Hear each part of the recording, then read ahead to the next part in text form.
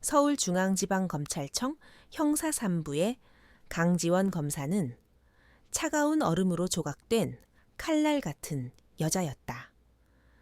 그녀의 눈빛은 언제나 한치의 흐릿함 없이 맑고 예리했으며 피의자의 위선과 거짓말을 꿰뚫어 보는데 조금의 망설임도 없었다. 법정에서 그녀의 목소리는 강철처럼 단단했고 논리는 빈틈없는 성벽과 같아서 어떤 변호인도 감히 정면으로 맞서길 꺼렸다. 그녀의 별명은 얼음 마녀였지만 그 차가움은 타고난 성정이 아니었다.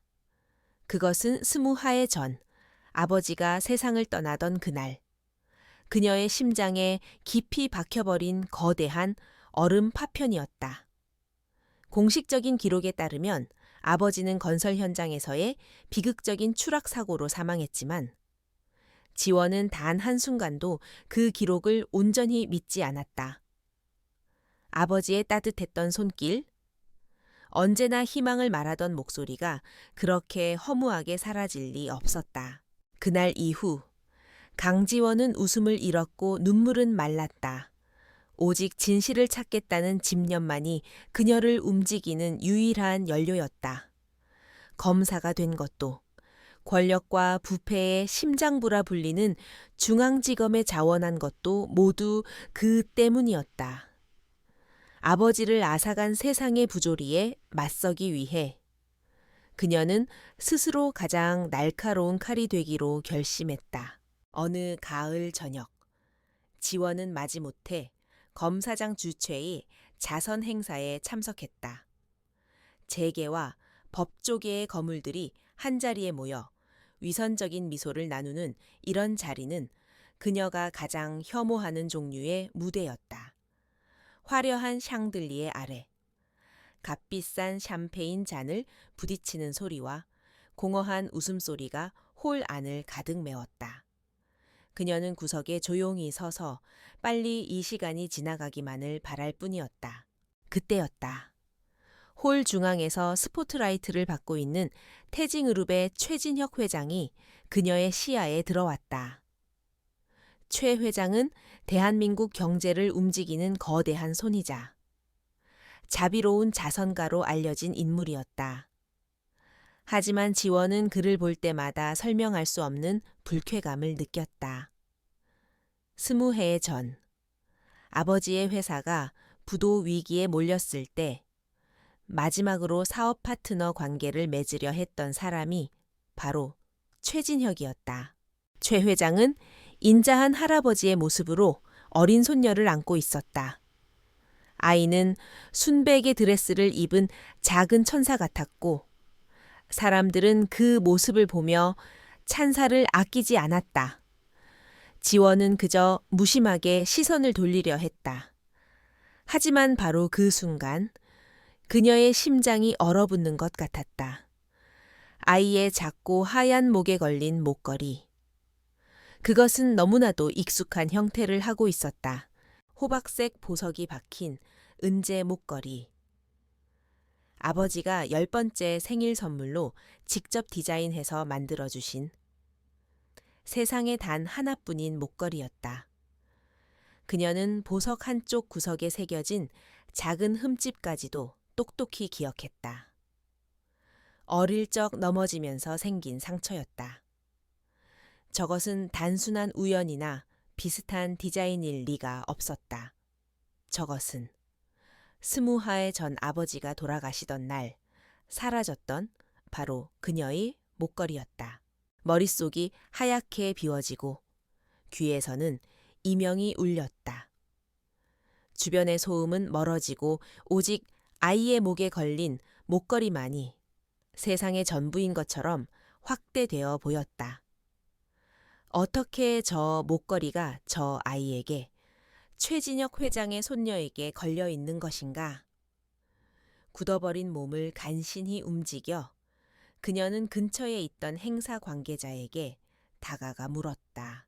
저 아이는 누구입니까? 직원은 친절하게 웃으며 답했다. 아, 최진혁 회장님의 손녀인 최서아 양입니다. 정말 귀엽죠? 최서아, 최진혁의 손녀. 그 이름이 지원의 머릿속을 망치처럼 내리쳤다. 잃어버린 과거의 조각들이 섬광처럼 스쳐 지나갔다. 아버지의 장례식장에서 만견자실해 있던 자신과 멀리서 무표정한 얼굴로 그 모습을 지켜보던 최진혁의 젊은 시절 모습이 겹쳐졌다.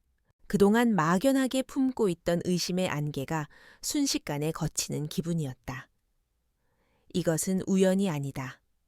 이것은 신호다. 20해 동안 굳게 닫혀있던 진실의 문을 열라는 하늘의 계시와도 같은 것이었다. 최진혁, 그 이름이 모든 퍼즐의 중심에 있었다. 아버지의 죽음, 사라진 목걸이, 그리고 지금 저 아이, 모든 것이 하나의 선으로 연결되기 시작했다. 그녀는 들고 있던 샴페인 잔을 내려놓았다. 차갑게 식어버린 액체처럼.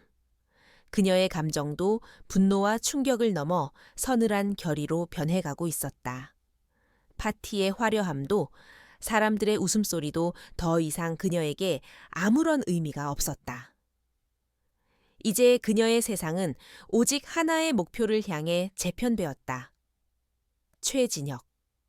그리고 그가 숨기고 있는 20해 전의 진실을 파헤치는 것. 지원은 천천히 몸을 돌려 홀을 빠져나왔다.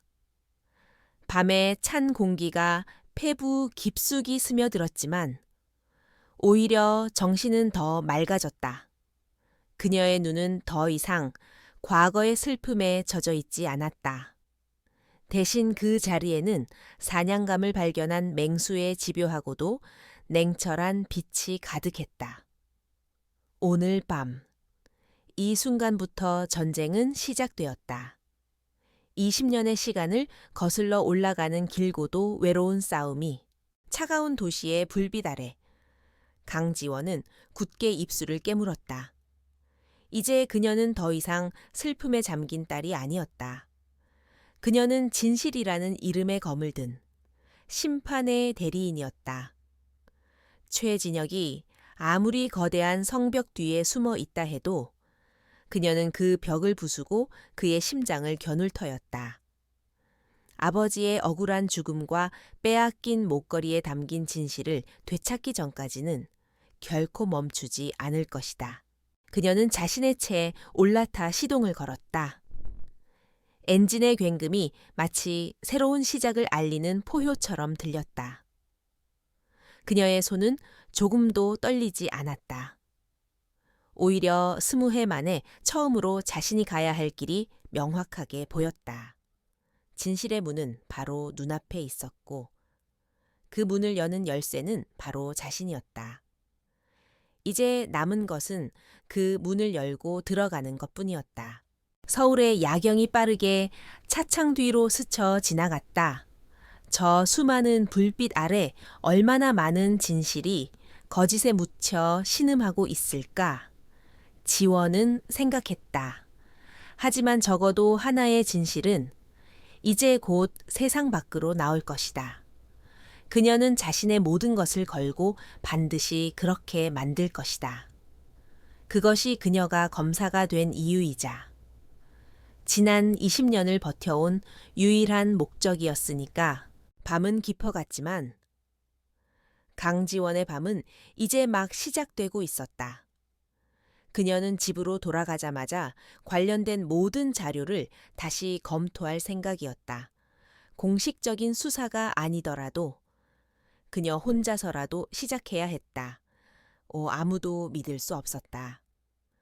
20해라는 시간은 증거를 풍화시키고 증인의 기억을 흐리게 만들기에 충분한 시간이었다. 어쩌면 시스템 자체가 적일지도 몰랐다. 그녀의 머릿속은 이미 수만 가지의 시나리오를 그리고 있었다.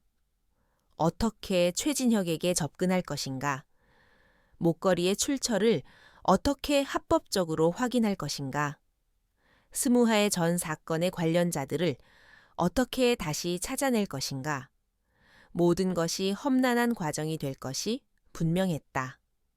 최진혁은 법과 권력을 자신의 방패로 삼는데 매우 능숙한 인물일 터였다.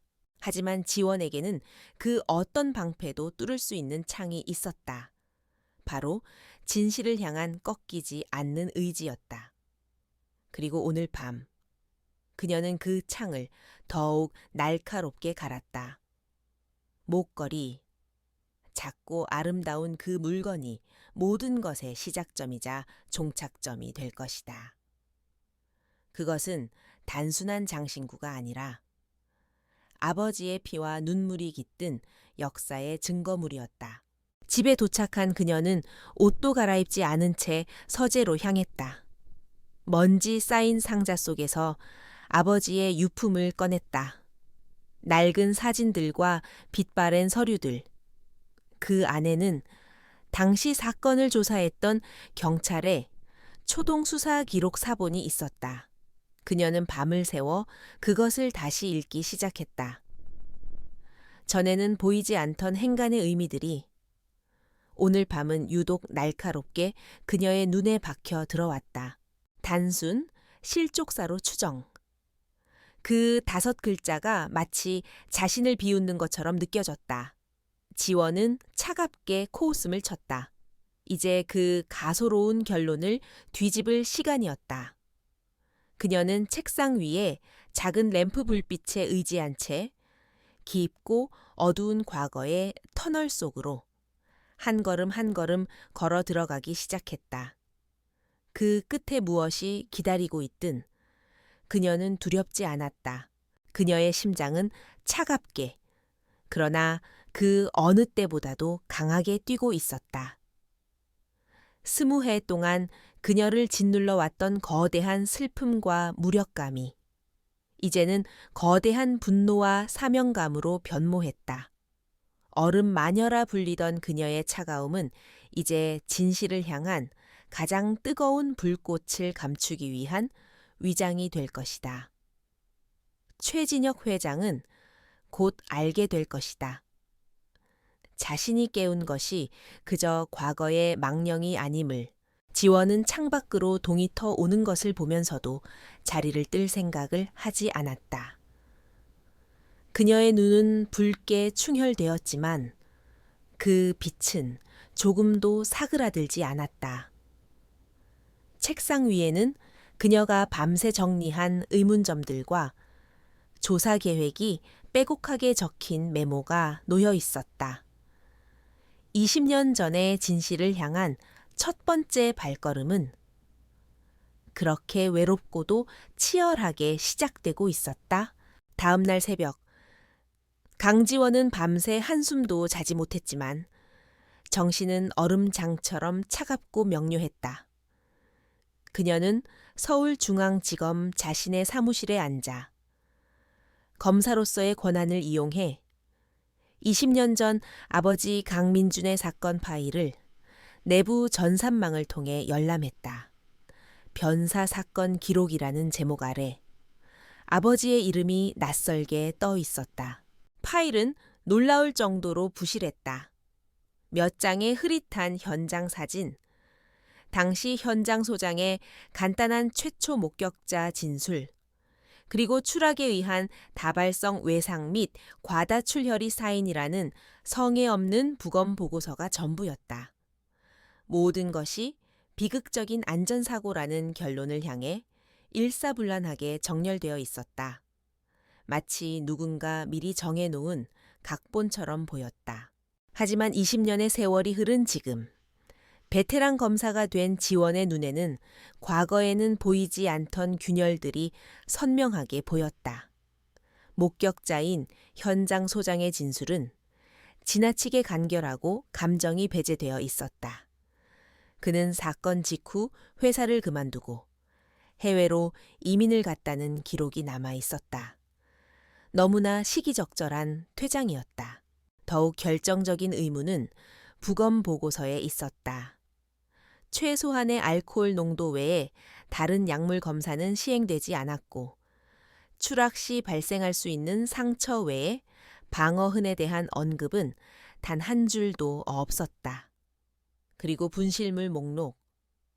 아버지의 지갑과 시계는 기록되어 있었지만 그날 아버지가 분명히 착용하고 있었던 호박 목걸이에 대한 기록은 어디에도 없었다.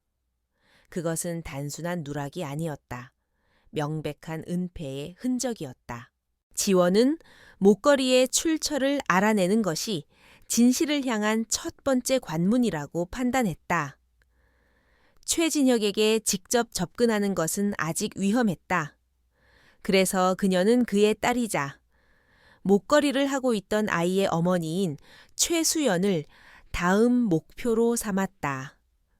최수연은 작은 미술관을 운영하고 있었고 지원은 미술품 관련 법률 자문이라는 그럴듯한 명분을 만들어 그녀에게 접근했다. 약속 당일 지원은 최수연의 미술관에서 그녀를 만났다. 최수연은 머리부터 발끝까지 부유층 특유의 세련미와 우아함으로 무장하고 있었지만 그 눈빛에는 사람을 가려받는 차가운 경계심이 서려 있었다. 지원은 법률 자문 이야기를 자연스럽게 나누며 그녀의 경계를 조금씩 허물려 노력했다. 대화가 무르익었을 무렵 지원은 마치 우연히 생각났다는 듯이 화제를 돌렸다. 따님을 파티에서 잠시 뵈었는데 정말 천사 같더군요.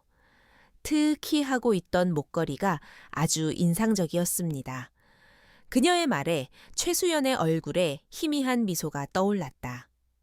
지원은 바로 핵심을 찔렀다. 사실 저희 아버지께서 비슷한 디자인의 목걸이를 가지고 계셨습니다. 아주 독특해서 기억에 남는데 혹시 어디서 구하셨는지 여쭤봐도 될까요? 그 순간 최수연의 얼굴에서 미소가 증발했다. 우아하던 표정은 차갑게 굳었고 눈빛은 칼날처럼 날카로워졌다. 그녀는 잠시 지원을 꿰뚫어 볼 듯이 응시하더니 싸늘하게 입을 열었다. 집안 대대로 내려오는 물건입니다. 그 한마디는 더 이상의 질문을 허용하지 않겠다는 명백한 경고였다. 그런데 그게 지금 저희 대화와 무슨 관련이 있는지 모르겠군요. 강 검사님, 최수연은 비서를 불러 다음 일정이 있다며 대화를 무례하게 끊어버렸다.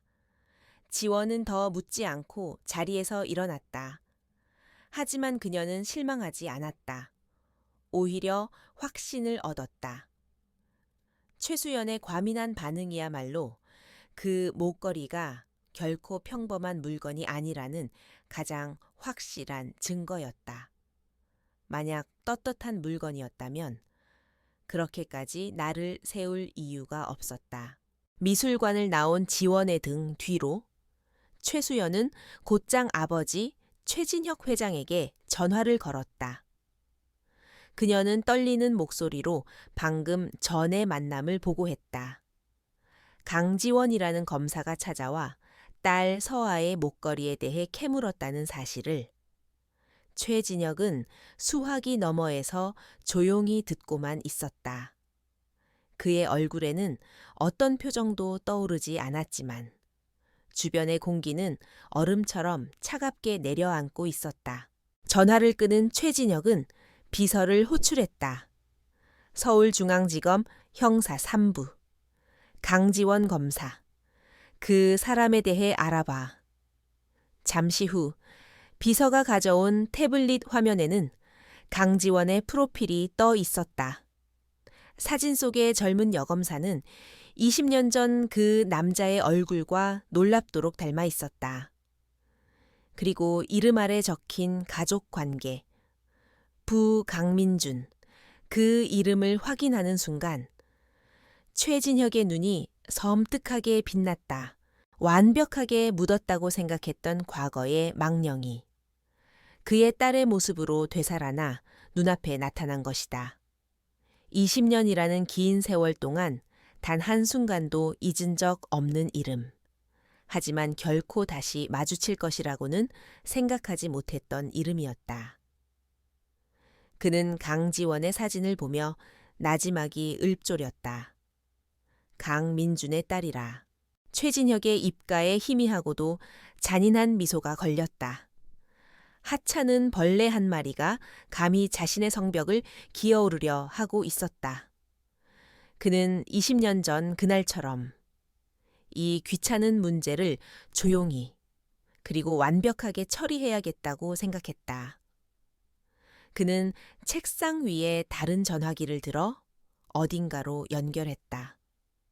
수화기 너머의 인물에게 그는 낮고 위압적인 목소리로 명령했다. 처리해야 할 작은 문제가 생겼다. 그 목소리에는 일말의 망설임도 없었다. 이미 사냥감의 목에 올가미를 거는 사냥꾼의 냉혹함만이 가득했다. 한편 자신의 신상이 이미 적의 손에 들어갔다는 사실을 까맣게 모르는 강지원은 사무실로 돌아와 수사 계획을 재정비하고 있었다. 최수연의 반응을 통해 그녀는 자신의 예상이 맞았음을 확인했다. 이제부터는 보이지 않는 전쟁이다. 그녀는 책상 위에 20년 전 사건 현장 사진을 올려놓았다. 빛바랜 사진 속에서 아버지는 차가운 바닥에 누워 있었다. 지원은 아버지의 굳은 얼굴 위로 최진혁과 최수연, 그리고 목걸이를 한 어린아이의 얼굴을 겹쳐보았다. 이제 퍼즐 조각은 모두 모였다. 남은 것은 이 조각들을 꿰맞추어 잃어버린 진실의 그림을 완성하는 것뿐이었다. 그녀는 이제 더 이상 혼자가 아니라는 것을 직감했다. 적들이 그녀의 존재를 인지한 순간 그들 또한 움직이기 시작할 것이다. 보이지 않는 손들이 그녀를 방해하고 위협해올 것이다. 하지만 지원은 두렵지 않았다. 오히려 가슴 깊은 곳에서부터 뜨거운 투지가 끓어올랐다. 길고 외로운 싸움이 될 것이다. 그러나 그녀는 이 길의 끝에서 반드시 승리자가 될 것이다. 지원은 창밖을 바라보았다. 거대한 도시의 빌딩 숲이 마치 그녀가 상대해야 할 견고한 권력의 성처럼 보였다. 하지만 그녀는 알고 있었다. 아무리 높은 성이라도 가장 약한 균열 하나에서부터 무너지기 시작한다는 것을, 그리고 그녀는 방금 그 첫 번째 균열을 발견했다. 바로 아이의 목에 걸려 있던 아버지의 피가 묻은 목걸이라는 이름의 균열을, 강지원의 예상대로 보이지 않는 벽이 그녀의 앞을 막아서기 시작했다. 그녀는 아버지 사건 기록에 대한 공식적인 재검토를 요청했다. 명분은 기록 보관 과정에서의 절차적 문제를 확인한다는 것이었지만 실제 목적은 관련자들을 합법적으로 다시 조사할 수 있는 발판을 마련하기 위함이었다. 하지만 어찌 된 일인지 그녀의 요청은 번번이 알 수 없는 행정적 절차에 가로막혀 지연되었다. 답답함을 느낀 지원은 비공식적인 경로를 통해 과거 자료에 다시 접근했다. 그러자 그녀는 등골이 서늘해지는 사실을 발견했다. 며칠 전 디지털 파일로 확인했던 핵심 자료 몇 가지가 감쪽같이 사라져 있었다. 특히 사건의 유일한 목격자였던 현장 소장의 상세 진술서 원본이 통째로 삭제되어 있었다. 마치 누군가 그녀의 움직임을 실시간으로 감시하며 증거를 파괴하고 있는 듯한 섬뜩한 기분이었다. 단순한 방해 공작이 아니었다. 이것은 20년 동안 잠들어 있던 거대한 조직이 다시 활동을 시작했다는 신호였다. 지원은 신뢰할 수 있는 후배 박 형사에게 은밀히 몇 가지 조사를 부탁했다.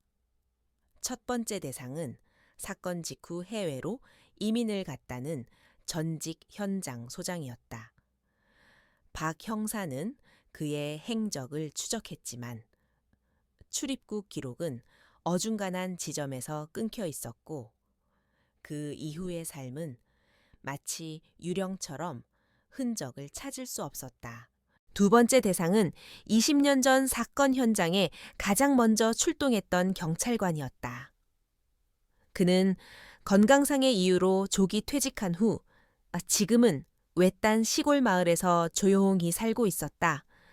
박 형사가 그를 찾아갔을 때 노년의 전직 경찰관은 강민준이라는 이름 석자를 듣자마자 극도의 공포에 질린 얼굴로 손사래를 쳤다.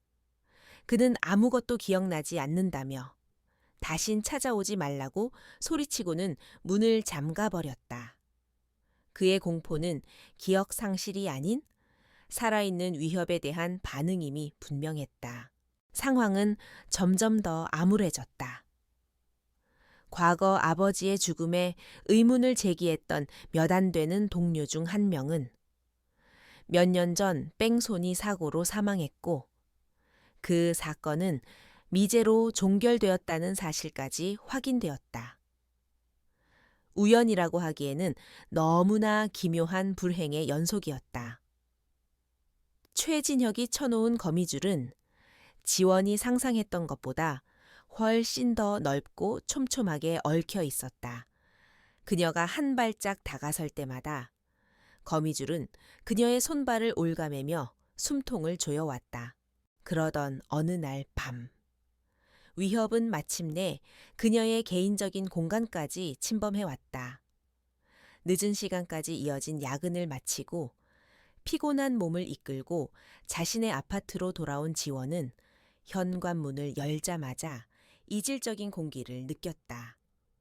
늘 정돈되어 있던 공간에 미세한 흐트러짐이 있었다.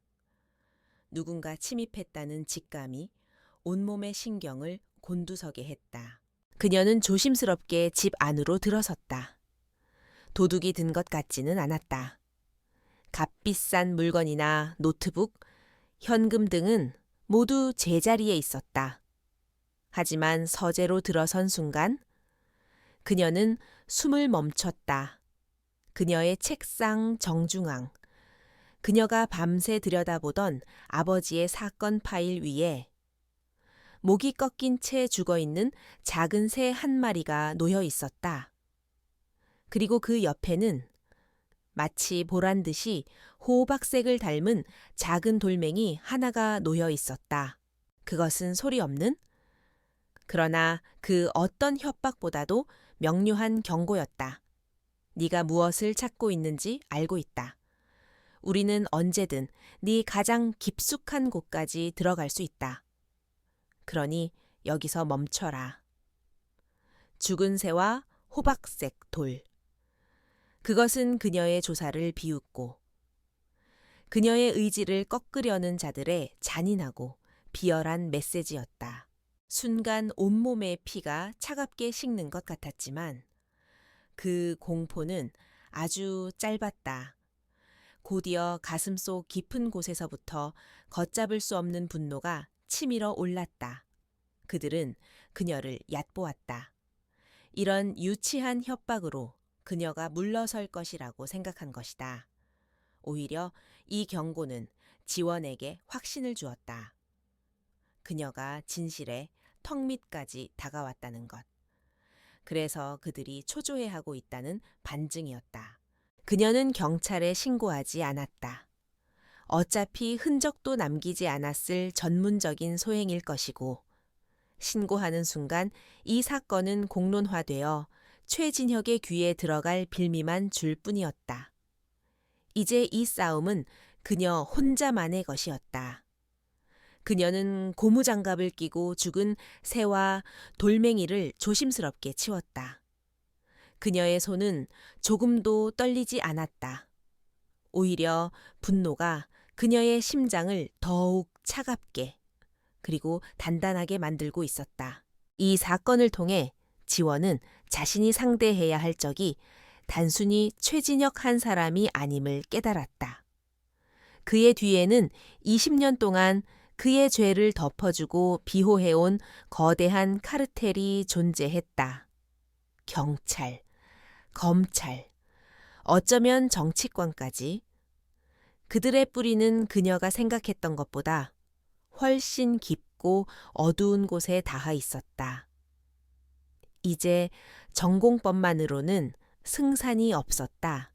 그녀는 창가에 서서 도시의 야경을 내려다보았다. 수많은 불빛들이 어둠 속에서 반짝였지만 지금 그녀에게는 그 모든 것이 자신을 감시하는 적의 눈처럼 느껴졌다. 그들은 그녀를 고립시키고 무력하게 만들고 싶어 했다. 하지만 그들은 결정적인 실수를 저질렀다. 그녀의 침묵을 두려움으로, 그녀의 신중함을 나약함으로 착각한 것이다. 바로 그날 밤, 강지원은 결심했다. 더 이상 합법적인 절차와 규칙에 얽매이지 않기로. 적들이 어둠 속에서 비열한 방식으로 공격해온다면 그녀 역시 기꺼이 어둠 속으로 들어가 그들의 방식으로 싸워줄 것이다. 수면 위에서 이루어지던 조사는 이제 수면 아래의 치열한 암투로 전환되어야 했다. 그녀의 전략은 전면적으로 수정되어야 했다.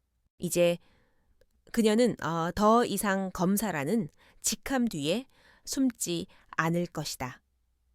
때로는 검사로서의 권한을 이용하고 때로는 그 권한을 뛰어넘는 방식을 사용해야 할지도 몰랐다.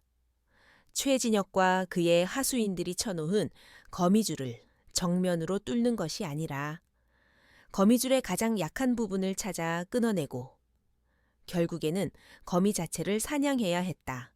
위협은 그녀를 파괴하는 대신 그녀를 더욱 강하게 만들었다. 아버지의 죽음 이후 처음으로 그녀는 슬픔이나 분노가 아닌 순수한 투지에 휩싸였다. 적들의 경고는 오히려 그녀에게 싸워야 할 이유를 더욱 명확하게 각인시켜 주었다. 이것은 단순히 아버지의 복수를 넘어 썩어빠진 권력의 심장을 향한 정의의 심판이 되어야 했다. 그 심판의 칼자루는 바로 그녀, 강지원이 쥐고 있었다. 강지원은 완벽하게 고립되어 있었다. 공식적인 수사 라인은 모두 막혔고 집요한 감시의 시선이 그녀의 일거수일투족을 옥죄었다. 그녀는 더 이상 자신의 사무실이나 집을 신뢰하지 않았다. 박 형사와의 연락은 대포폰을 이용한 암호화된 문자로만 이루어졌고 중요한 자료 검토는 일부러 사람이 많은 공공도서관의 컴퓨터를 이용했다. 적의 눈을 피하기 위해 스스로 유령이 되어가고 있었다. 그녀는 20년 전 태징그룹의 모든 사업 보고서와 건설 프로젝트 자료를 샅샅이 뒤졌다. 아버지의 회사가 마지막으로 추진했던 프로젝트 엠버 관련 자료부터 당시 태징건설이 진행하던 모든 공사 현장의 비리 의혹까지 작은 실오라기 하나라도 잡기 위해 어둠 속에서 필사적으로 손을 뻗었다. 하지만 20년의 세월은 모든 흔적을 깔끔하게 지워버린 듯했다. 절망감이 서서히 그녀를 잠식하려던 어느 늦은 밤이었다. 도서관 폐관 시간을 앞두고 마지막으로 이메일을 확인하던 그녀의 눈이 멈췄다. 그녀가 디웹 검색을 위해 만들어둔 유령 계정으로 의문의 메일 한 통이 도착해 있었다. 발신자는 추적이 불가능한 가상 IP 주소를 사용하고 있었다. 메일의 제목은 단 2단어. 프로젝트 엠버. 심장이 거세게 뛰기 시작했다. 프로젝트 엠버는 아버지의 회사와 태징그룹이 공동으로 추진하려던 사업의 코드명이었다. 외부에는 거의 알려지지 않은 당사자들만 아는 이름이었다. 이것은 함정이거나 혹은 기적이었다. 그녀는 떨리는 손으로 메일을 열었다. 내용은 짧고 암호 같았다. 진실은 사라지지 않는다. 다만 기다릴 뿐이다. 태진에 있는 모두가 과거를 잊은 것은 아니다. 진정 강민준의 정의를 원한다면 7섹션의 유령을 찾아라. 발신인의 이름은 단 한 단어. 몽격자였다. 지원은 혼란스러웠다. 이것이 적들이 파놓은 또 다른 함정일 가능성을 배제할 수 없었다. 하지만 프로젝트 엠버라는 단어가 그녀의 마음을 흔들었다. 믿져야 본전이었다. 그녀는 박 형사와 함께 7섹션의 유령이라는 단서를 파헤치기 시작했다. 7섹션은 20년 전 태진건설에 존재했던 부서로 아버지가 사망한 바로 그 건설 현장의 관리를 맡았던 곳이었다. 지금은 해체되고 사라진 조직이었다. 유령을 찾는 것은 더 어려웠다. 그들은 7섹션에 소속되었던 직원들 중 사건 전후로 갑자기 퇴사하거나 좌천된 이들의 명단을 추렸다. 대부분의 사람들은 평범한 이직이거나 정년 퇴직이었다. 하지만 단 한 사람, 김영수라는 이름이 지원의 눈길을 사로잡았다. 그는 사건 당시 현장의 젊은 엔지니어였고 아버지가 사망한 지 한 달 뒤 개인적인 사유로 돌연 사표를 낸 인물이었다. 그 후 그는 건설업계를 완전히 떠나 조용한 삶을 살고 있었다. 김영수에게 어떻게 접근해야 할지 고민하던 채 두 번째 메일이 도착했다. 올바른 방향으로 가고 있다. 유령은 두려워하고 있다. 혼자 나와라. 메일에는 다음 날 새벽 인적이 드문 공원에 특정 벤치라는 만남의 장소와 시간이 적혀 있었다. 명백한 위험 신호였지만 지원은 이것이 진실로 다가갈 유일한 기회임을 직감했다. 그녀는 박 형사에게 멀리서 상황을 감시해달라고 부탁하고 홀로 약속 장소로 향했다. 새벽의 푸른 어둠이 차에 가시지 않은 공원. 약속된 벤치에는 이미 한 남자가 앉아 있었다. 50대 후반으로 보이는 세월의 무게와 죄책감에 짓눌린 듯한 얼굴의 남자. 그가 바로 김영수였다. 그는 극도의 불안감에 떨면서도 20년 동안 자신을 괴롭혀온 진실의 무게를 이제는 내려놓고 싶어 했다. 그는 그날의 일을 고백했다. 자신이 현장에서 최진혁 회장이 강민준 사장과 격렬하게 다투는 것을 목격했다고. 그리고 그 직후 현장 소장의 지시로 억지로 자리를 떠야만 했다고. 김영수는 법정 증언은 할 수 없다고 했다. 가족에게 돌아갈 보복이 두려웠다. 대신 그는 20년 동안 비밀스럽게 간직해온 것을 지원에게 건넸다. 작은 필름통 하나였다. 아마추어 사진이 취미였던 그는 그날 우연히 카메라를 가지고 있었고 최진혁과 강민준이 다툰 직후 멀리서 무심코 사진 한 장을 찍었다는 것이다. 그 사진이 바로 이 필름통 안에 있었다. 지원은 곧장 신뢰할 수 있는 사진 현상소를 찾아가 필름을 인화했다. 사진은 멀리서 찍어 입자가 거칠고 흐릿했다. 하지만 그 속의 형체는 분명하게 식별할 수 있었다. 미완성된 건물의 철골 구조물 끝에 두 남자가 서 있었다. 한 명은 아버지 강민준, 그리고 다른 한 명은 의심의 여지 없이 젊은 시절의 최진혁이었다. 그리고 결정적으로 그들 뒤편으로 당시 허위 진술을 했던 현장 소장의 모습까지 희미하게 포착되어 있었다. 이 사진 한 장이 모든 것을 뒤엎었다. 그것은 최진혁이 사건 당일 다른 도시에 있었다고 주장했던 완벽한 알리바이를 깨부수는 결정적인 증거였다. 또한 유일한 목격자였던 현장 소장이 단순한 목격자가 아니라 최진혁과 함께 현장에 있었던 공모자일 가능성을 시사했다. 공식적인 기록은 모두 거짓이었고 조작되었음이 명백해졌다. 지원은 손에 든 작은 사진을 내려다보았다. 이것만으로 최진혁의 살인죄를 입증할 수는 없을지도 모른다.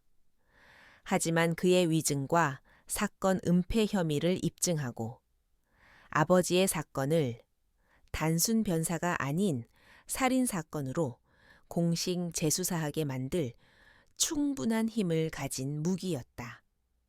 보이지 않는 동맹군은 그녀에게 진실의 문을 열 수 있는 가장 중요한 열쇠를 쥐어준 것이다. 차가운 절망 속에서 한 줄기 빛이 보이기 시작했다. 이제 그녀는 더 이상 방어만 하는 입장이 아니었다. 방역을 시작할 수 있는 날카로운 창을 손에 넣었다. 20년 동안 굳게 닫혀있던 진실의 문에 마침내 균열이 생겼다. 지원은 이 작은 사진 한 장을 이용해 그 균열을 부수고 거대한 성벽 전체를 무너뜨릴 것이다. 그녀의 눈에 다시 한번 차갑고도 뜨거운 불꽃이 타올랐다. 마침내 손에 넣은 방역의 무기. 강지원은 그러나 서두르지 않았다. 사진이라는 카드를 너무 일찍 공개하면 최진혁에게 대응할 시간을 주고 다른 증거들을 인멸할 기회를 줄 뿐이었다. 그녀의 전략은 쥐를 잡기 위해 섣불리 덫을 놓는 것이 아니라 쥐를 구석으로 몰기 위해 연기를 피우는 것이었다. 그녀는 사진의 가장자리, 현장 소장의 실루엣만 간신히 보이는 부분을 잘라내어 신뢰할 수 있는 탐사 전문 기자에게 익명으로 제보했다. 제보와 함께 전달된 메시지는 간결했다. 고 강민준 사장 추락사 사건. 유일한 목격자는 혼자가 아니었다. 거대한 특종의 냄새를 맡은 기자는 끈질기게 파고들기 시작했다. 며칠 후 그의 이름으로 된 작지만 날카로운 기사 하나가 신문 사회면 한 구석에 실렸다. 최진혁의 이름은 없었지만 20년 전 부실했던 경찰의 초동 수사를 의심하는 내용은 충분히 도발적이었다. 그 작은 기사 하나는 잔잔한 호수에 던져진 돌멩이처럼 파문을 일으켰다. 박 형사에게 겁에 질린 반응을 보였던 퇴직 경찰관은 더욱 불안에 떨기 시작했고 20년 전 사건 은폐에 가담했던 권력자들 사이에서는 서로의 안위를 묻는 신경질적인 전화가 오가기 시작했다. 지원과 박 형사는 그들이 만들어낸 혼란 속에서 새로운 정보의 흐름을 조용히 감시했다. 이제 그녀는 돈의 흐름을 쫓기 시작했다. 지원은 검사로서의 권한을 이용해 폐기된 프로젝트의 세무감사라는 명분으로 20년 전 태징언설의 회계 장부를 공식적으로 압수했다. 수백 페이지에 달하는 복잡한 숫자들 속에서 그녀는 마침내 수상한 흔적을 발견했다. 아버지의 사망 몇 주 뒤, 거액의 자문료가 태징언설의 비자금 계좌에서 정체불명의 페이퍼 컴퍼니로 흘러들어간 기록이었다. 박 형사의 끈질긴 추적 끝에 그 유령 회사의 실체가 드러났다. 몇 단계를 거친 자금 세탁의 종착점. 그 회사의 소유주는 바로 당시 사건을 담당했던 경찰서장의 처남이었다. 아버지의 죽음을 단순 실족사로 종결 처리 서류에 직접 서명했던 바로 그 경찰서장이었다. 마침내 부패의 고리가 모습을 드러낸 순간이었다. 그것은 뇌물의 명백한 증거였다. 진실을 덮는 대가로 오고 간 더러운 돈의 흔적. 지원은 현재 호화로운 은퇴 생활을 즐기고 있는 전직 경찰서장의 뒷조사를 시작했다. 그리고 그가 최진혁 회장과 지난 20년간 꾸준히 긴밀한 관계를 유지해 왔다는 사실을 알아냈다. 그들은 서로의 이익을 지켜주는 그들만의 견고한 이너 서클의 멤버였던 것이다. 그녀는 깨달았다. 이것은 단순한 경찰의 비리가 아니었다. 당시 검찰 고위 간부, 최진혁에게 신세를 졌던 정치인, 그리고 그의 사업 파트너들까지 거대한 카르텔이 조직적으로 움직이며 진실을 은폐했다. 아버지의 죽음은 단순한 살인 사건이 아니었다. 그것은 지난 20년간 대한민국 사회의 어두운 구석에서 썩어가던 부패한 동맹의 시작을 알리는 재물이었던 것이다. 이제 이 싸움은 더 이상 개인적인 복수가 아니었다. 그녀가 목숨을 걸고 지키겠다고 맹세했던 사법 시스템의 심장을 좀먹는 암덩어리를 도려내는 거대한 전쟁이었다. 아버지 한 사람의 억울함을 넘어 돈과 권력 아래 묻혀버린 수많은 피해자들의 신음이 그녀의 어깨를 무겁게 짓눌렀다. 그녀는 결코 물러설 수 없었다. 한편 기사와 주변의 압박으로 위기감을 느낀 최진형 역시 공격적으로 움직이기 시작했다.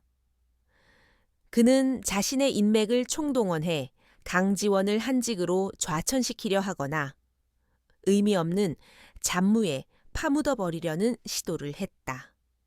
또한 태징그룹의 막강한 법무팀은 검찰권 남용이라는 명목으로 그녀에 대한 진정서를 여러 기관에 제출하며 그녀의 손발을 묶으려 했다. 어느덧 지원의 사무실 뒤편 화이트보드는 거대한 거미줄 같은 관계로 가득 찼다.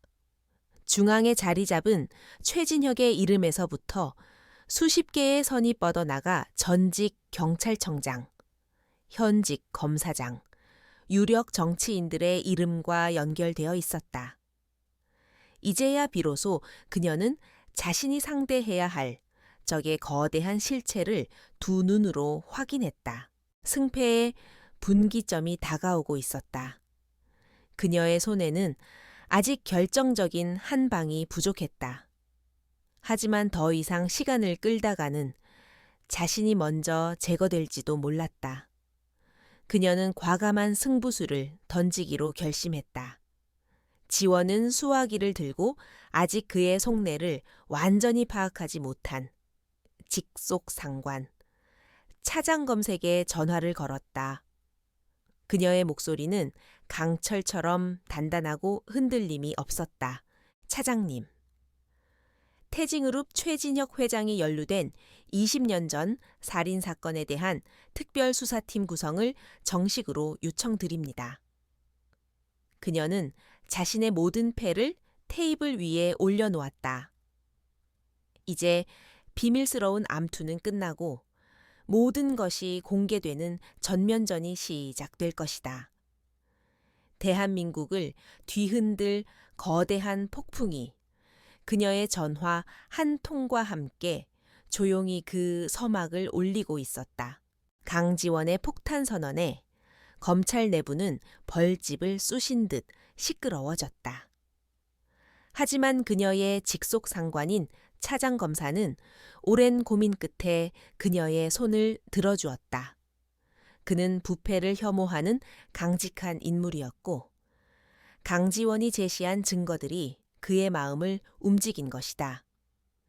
대한민국 최대 재벌 총수를 겨냥한 특별수사팀이 꾸려진다는 소식은 법조계와 재계를 동시에 뒤흔드는 거대한 태풍이 되었다. 팀장으로 임명된 강지원은 박 형사를 비롯해 그녀가 가장 신뢰하는 소수의 전계 인력으로 팀을 꾸렸다. 그들은 이제 공식적인 전쟁에 돌입했다.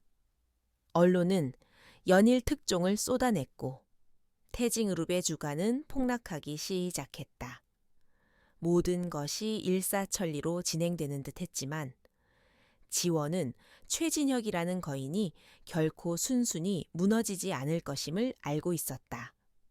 그는 막강한 자금력과 인맥을 동원해 상상할 수 있는 모든 방법으로 방역해올 것이다.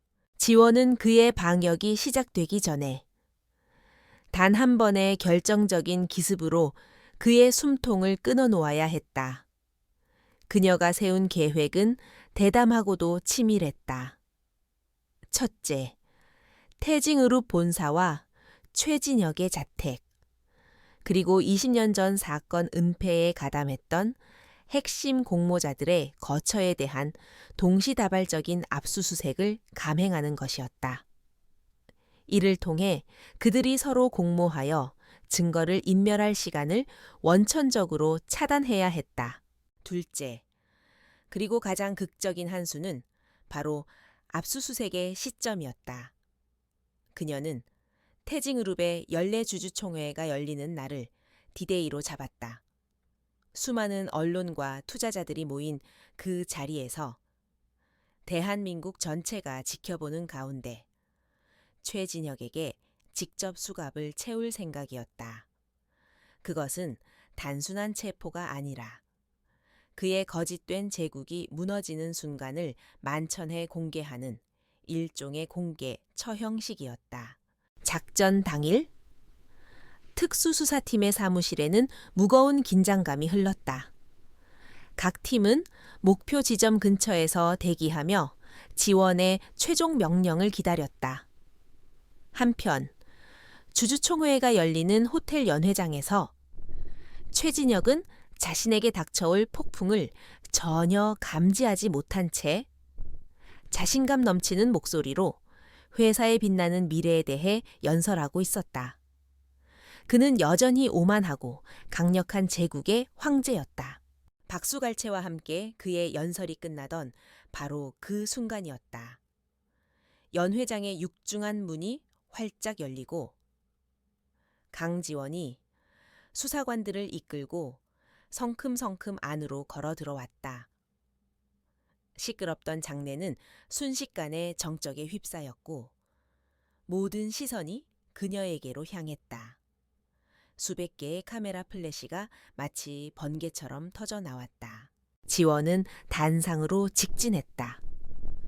그녀는 연설을 마치고 의아한 표정으로 서 있는 최진혁의 눈을 똑바로 마주보며 품 안에서 체포영장을 꺼내 들었다. 연회장의 마이크를 통해 증폭된 그녀의 목소리는 강철처럼 차갑고 단호했다. 최진혁 씨, 지금부터 당신을 20년 전 고 강민준 씨 사망 사건과 관련된 살인, 증거인멸, 그리고 뇌물수수 혐의로 긴급 체포합니다. 최진혁의 얼굴이 순간 굳었지만 그는 이내 코웃음을 치며 특유의 오만한 표정을 되찾았다. 그는 이 모든 것이 개인적인 원한을 품은 한 검사의 우스꽝스러운 연극일 뿐이라고 외쳤다. 그는 경호원들에게 당장 저 여자를 끌어내라고 소리쳤고 동시에 휴대폰을 꺼내 누군가에게 전화를 걸었다. 그의 전화 한 통이면 이 모든 소동을 잠재울 수 있다고 믿는 듯했다. 하지만 수화기 너머의 상대는 전화를 받지 않거나 이미 늦었다는 절망적인 대답만을 내놓았다. 그의 방패가 되어주던 네트워크는 지원의 팀이 실행한 동시다발적인 압수수색으로 인해 이미 산산조각 나고 있었다. 지원은 차갑게 말했다. 이제 당신의 친구들은 도와줄 수 없을 겁니다. 지금쯤 저희 수사관들과 아주 바쁜 시간을 보내고 있을 테니까요. 바로 그때 지원은 준비해온 최후의 일격을 날렸다. 그녀의 신호에 맞춰 최진혁의 뒤편에 있던 거대한 스크린에 태징그룹의 로고가 사라지고 사진 한 장이 떠올랐다. 김영수가 20년 전 찍었던 젊은 시절의 최진혁과 아버지 강민준이 건설 현장 끝에 함께 서 있는 바로 그 사진이었다. 연회장에서는 거대한 탄식이 터져 나왔다. 그것은 빼도 박도 못할 증거였다. 지원의 목소리가 다시 장내에 울려 퍼졌다. 그녀는 경찰서장을 매수한 사실, 현장 소장의 거짓 증언, 비자금의 흐름까지 그들이 저지른 모든 죄를 하나하나 명료하게 밝혔다. 그리고 마침내 그녀는 가장 잔인하고 결정적인 진실을 그의 심장에 꽂아 넣었다. 그리고 당신은 마지막 모욕으로 제 아버지의 시신에서 목걸이를 훔쳐 전리품처럼 챙겼습니다. 당신의 아무것도 모르는 어린 손녀가 지금 목에 걸고 있는 바로 그 목걸이를 말입니다. 그 순간 최진혁의 마지막 자존심마저 무너져 내렸다. 그의 얼굴은 분노와 불신, 그리고 절망으로 흉측하게 일그러졌다. 그는 무어라 알아들을 수 없는 비명을 지르며 지원에게 달려들려 했지만 이미 그의 양옆을 막아선 수사관들에게 제압당했다. 찰칵 하는 소리와 함께 그의 손목에 차가운 수갑이 채워졌다. 대한민국을 호령하던 거인의 시대가 끝나는 순간이었다. 그가 수사관들에게 끌려 나가는 모습은 전국의 모든 TV 채널을 통해 생중계되었다. 거짓과 부패라는 모래 위에 세워졌던 그의 제국은 그렇게 한순간에 허무하게 무너져 내렸다. 지원은 그 모습을 묵묵히 지켜보았다. 그녀의 눈에는 승리감 대신 20년 만에 마침내 제자리를 찾은 정의의 무게만이 깊게 어려 있었다. 길고 길었던 싸움의 정점이 그렇게 막을 내리고 있었다. 최진혁 회장의 극적인 체포는 대한민국 사회 전체를 뒤흔드는 거대한 지진과도 같았다.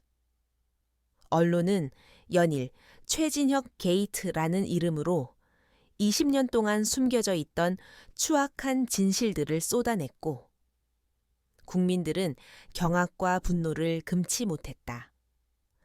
강지원이 이끄는 특별수사팀은 밤낮 없이 압수수색으로 확보한 방대한 증거들을 분석하며 부패의 실체를 파헤쳐 나갔다. 황제가 무너지자 그의 발밑에서 기생하던 하수인들은 살기 위해 앞다투어 입을 열기 시작했다. 전직 경찰서장을 비롯한 공모자들은 형량을 감경받기 위해 자신들이 저질렀던 죄와 최진혁의 모든 범죄 사실을 상세히 자백했다.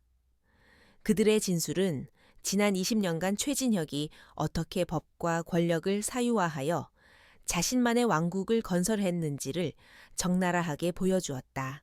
한때 세상을 호령하던 최진혁은 조사실 안에서 완전히 무너져 내렸다. 오만함이 사라진 그의 얼굴에는 패배감과 공허함만이 남아 있었다. 그는 굳게 입을 닫고 묵비권을 행사했지만 그를 향해 조여오는 물적 증거와 증언들은 그가 빠져나갈 모든 퇴로를 완벽하게 차단하고 있었다. 그의 침묵은 유죄를 인정하는 마지막 발악처럼 보일 뿐이었다. 수사가 막바지에 이를 무렵 지원은 아버지의 목걸이를 회수하기 위해 여성 수사관과 함께 최진혁의 집을 찾았다. 그곳에서 만난 최수연은 이미 예전에 화려하고 도도했던 모습은 온데간데 없이 모든 것을 잃은 사람처럼 만견자실한 표정이었다. 그녀는 자신의 아버지가 저지른 끔찍한 죄를 어렴풋이 짐작하고 있었지만 애써 외면하며 살아왔던 자신의 삶이 송두리째 부정당하는 고통을 겪고 있었다. 지원은 그녀를 다그치지 않았다. 그저 조용히 목걸이를 증거물로 제출해달라고 요청했다. 최수연은 잠든 딸의 방으로 들어가 아이의 목에서 떨리는 손으로 목걸이를 풀었다. 그리고 그것을 지원에게 건네며 거의 들리지 않는 목소리로 속삭였다. 죄송합니다. 그것은 최 씨 일가로부터 나온 첫 번째 사죄였다. 지원은 그 사과를 자신을 위해서가 아닌 아버지를 위해 묵묵히 받아들였다. 마침내 세기의 재판이 시작되었다. 법정은 연일 방청객과 기자들로 가득 찼고 온 국민이 재판 과정을 숨죽여 지켜보았다. 법정 스크린에는 20년 전의 사진이 띄워졌고 증인석에는 용기를 낸 김영수가 앉아 그날의 진실을 떨리는 목소리로 증언했다. 강지원이 찾아낸 모든 증거들이 하나씩 공개될 때마다 최진혁의 죄는 더 이상 부인할 수 없는 역사의 사실이 되어갔다. 결국 대법원은 최진혁에게 살인 및 모든 혐의에 대해 유죄를 인정하고 무기징역을 선고했다. 그의 부패한 동맹들 역시 각각 수십 년에 달하는 중형을 선고받았다. 법원의 판결이 내려지는 순간 법정 밖에서는 시민들의 환호성이 터져 나왔다. 그것은 부패한 권력에 대한 정의의 준엄한 심판이자 대한민국 사법 역사에 새로운 이정표가 된 순간이었다. 모든 것이 끝난 후 강지원은 긴 휴가를 냈다. 그녀는 승리를 축하하는 어떤 파티에도 참석하지 않았다. 대신 아버지의 목걸이를 손에 쥐고 조용히 그가 잠들어 있는 추모 공원을 찾았다. 그녀는 차가운 비석 앞에 서서 지난 20년간의 길고 외로웠던 싸움에 대해 그리고 마침내 되찾은 진실에 대해 담담하게 이야기했다. 그것은 눈물보다는 평온함이 깃든 마지막 보고였다. 그녀는 목걸이를 자신의 목에 걸지 않았다. 그것은 이제 더 이상 상실과 복수의 상징이 아니었다. 마침내 완결된 역사의 증거물이자 아버지의 영혼을 위로하는 안식의 징표였다. 그녀는 국화꽃 한 다발과 함께 깨끗하게 닦인 비석 위에 조심스럽게 목걸이를 내려놓았다. 과거는 이제 과거의 자리에 온전히 남겨두었다. 몇 달 뒤 검찰청으로 복귀한 강지원은 이전과는 다른 사람이 되어 있었다. 얼음 마녀라 불리던 그녀의 차가운 눈빛은 사라지고 그 자리에는 깊은 공감과 따뜻한 강인함이 자리 잡고 있었다. 복수심이라는 무거운 갑옷을 벗어 던진 그녀는 비로소 온전한 자기 자신으로 돌아온 것이다. 그녀는 복귀하자마자 새로운 사건을 맡았다. 거대 기업의 횡포에 맞서 싸우는 평범한 사람의 작은 사건이었다. 동료들은 그녀의 눈에서 새로운 불꽃을 보았다. 그것은 더 이상 복수의 차가운 불꽃이 아니라 약자들을 지키려는 정의의 따뜻하고 흔들림 없는 불꽃이었다. 그녀의 싸움은 이제부터가 진짜 시작이었다. 어느 맑은 날 오후, 지원은 법원 건물을 나서며 눈부신 햇살을 마주했다.